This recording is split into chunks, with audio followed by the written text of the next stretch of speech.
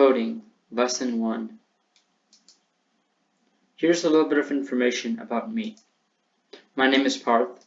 I'm 14 years old and will be going into the 9th grade.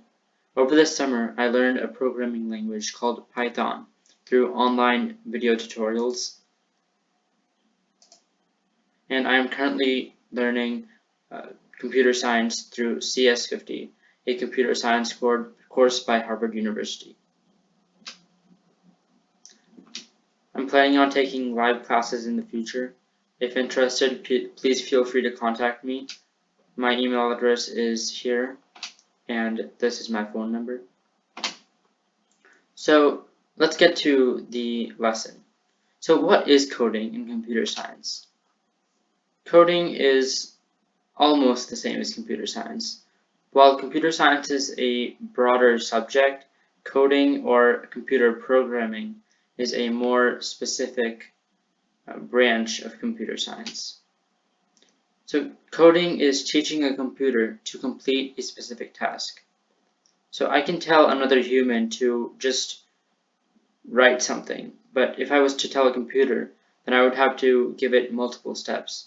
So the first step would be to pick up the pencil or the pen, and then to hold the pencil properly, and then to write it, and then to put down the pencil or pen. So here are some examples of where coding and computer science is useful in a real-life scenario. Video meetings, for example, computer games, or Xbox games or PS4. So why should we learn computer science? We already saw some examples of why it's useful. It helps us complete everyday activities as well as some leisure activities. So by leisure activities, I mean activities that we use to relax, like watching television or playing games. It also controls a lot of features on cars or other vehicles that we use daily. Video meetings, as I previously mentioned. Even something as simple as an alarm clock needs computer science to function. A phone, a cell phone, a smartphone, the television, and this list goes on and on. Language. So how do we teach computers to do something? They can't understand English like you and I can. So at the very heart of the computer, it understands binary, which is a series of ones and zeros. But then people took this and made it easier for us to code into computers by having written languages that are then transferred. So what we type is then transferred into the binary, which is the series of ones and zeros. So some written languages are JavaScript, C, C++, Python, and there are many others. And then some people took it a step further to make it even easier for us to complete coding or computer science, and they developed block-based coding languages, such as those found on code.org and Scratch. Scratch is a platform by MIT, which is the Michigan Institute of Technology, and we will be using that platform to code.